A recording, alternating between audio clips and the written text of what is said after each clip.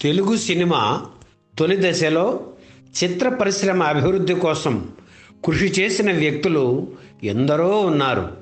కానీ వారిలో చాలామంది చరిత్రలో స్థానం సంపాదించుకోలేకపోయారు. అటువంటి వారిలో బివి రామానందం ఒకరు.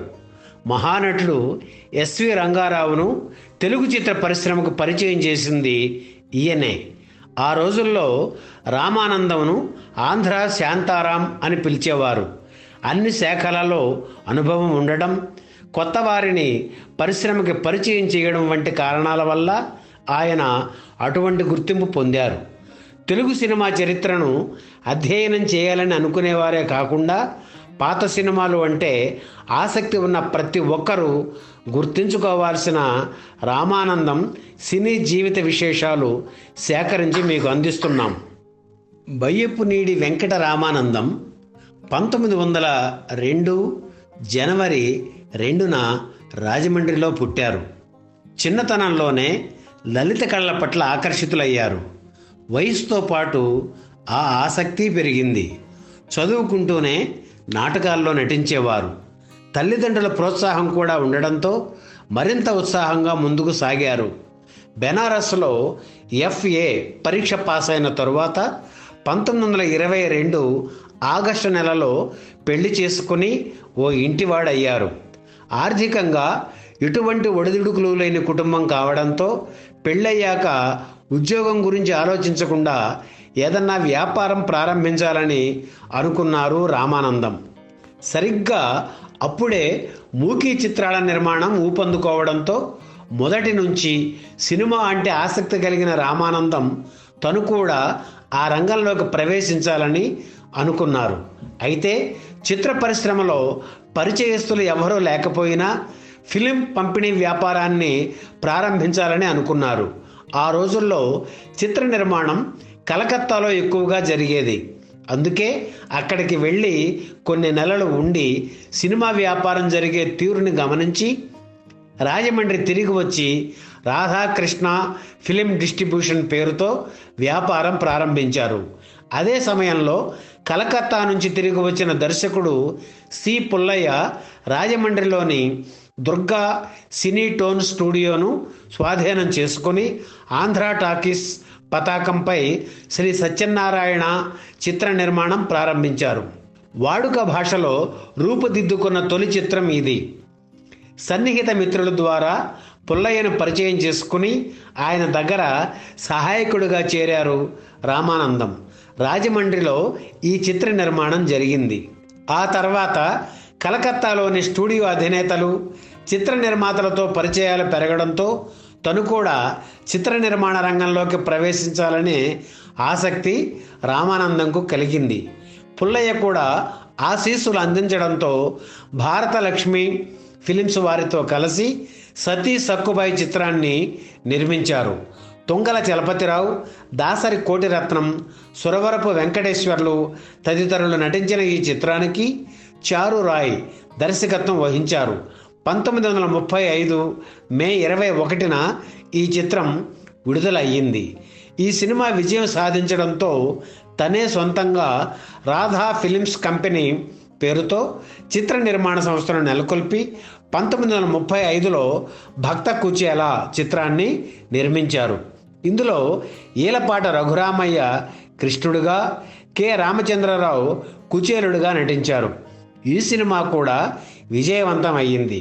ఆ తర్వాత విశ్వకవి రవీంద్రనాథ్ ఠాగూర్ ఆయన వ్రాసిన నాటకం ఆధారంగా కచదేవయ్య అనే చిత్రం నిర్మించారు రామానందం.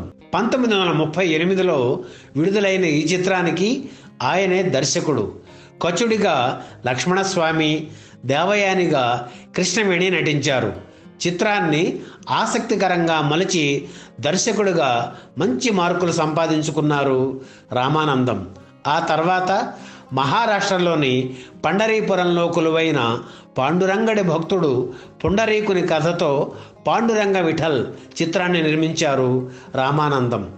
1939లో విడుదలైన ఈ సినిమాలో పుండరీకునిగా దొమ్మేటి సత్యనారాయణ, విష్ణుమూర్తిగా విద్వాన్ పంచాంగం రామానుజాచారి నటించారు. సినిమాలోని పాటలు ప్రతి ఒక్కరిని ఆకట్టుకున్నాయి. అంతలో ప్రపంచ యుద్ధం ప్రారంభం కావడంతో చిత్ర నిర్మాణం తాత్కాలికంగా ఆపుచేసి రాజమండ్రి చేరుకున్నారు రామానందం. 6 ఏళ్ల పాటు ఆయన చిత్ర నిర్మాణం జోలికి పోలేదు. ఇంటి పట్టునే ఉన్నారు. సినిమాలు చూస్తూ నాటకాలను ప్రోత్సహిస్తూ. అయితే అలవాటు అయిన పని మానుకోవడం కష్టం కదా. అందుకే రామానందం దృష్టి మళ్ళీ సినిమాల మీదకు మళ్ళింది. అల్లసాని పెద్దన రాసిన మనుచరిత్ర ఆధారంగా వరూధిని చిత్ర నిర్మాణం ప్రారంభించారు. ఇందులో హీరో పాత్రకి తన మేనలుడు ఎస్వి రంగారావును ఎన్నుకున్నారు. సినిమాలో శ్రీకృష్ణదేవరాయలు, ప్రవరాఖ్యుడు పాత్రలను పోషించడానికి రంగారావుకు 750 రూపాయలు పారితోషికం ఇచ్చారు ఆ రోజుల్లో.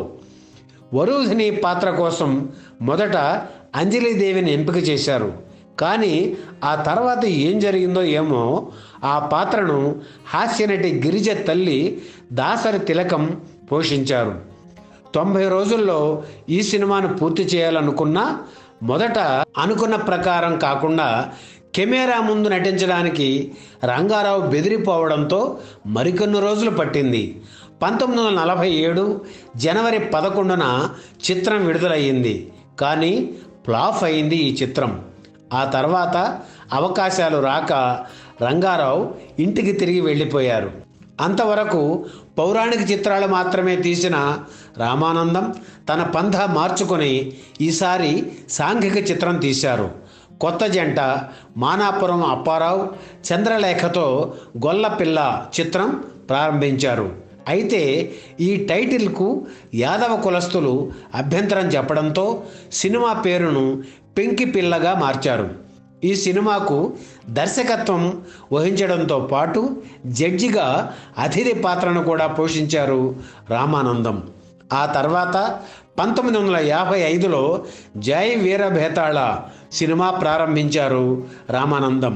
అప్పటికే విడుదలయ్యి విజయం సాధించిన పాతాళ భైరవి ప్రేరణతో ఈ సినిమా తీయాలని రామానందం ప్లాన్. ఆసక్తికరమైన విషయం ఏమిటంటే ఇందులో గుమ్మడి, జమున హీరో హీరోయిన్లు. కొన్ని రోజులు షూటింగ్ జరిగింది. కానీ రామానందం ఆరోగ్యం హఠాత్తుగా దెబ్బతినడంతో ఈ చిత్రం పూర్తి కాకుండానే 1955 అక్టోబర్ 27న రామానందం కన్నుమూశారు. ఈ వీడియో మీకు నచ్చితే లైక్ చేయండి, షేర్ చేయండి, వెంటనే సబ్స్క్రైబ్ కూడా చేయండి.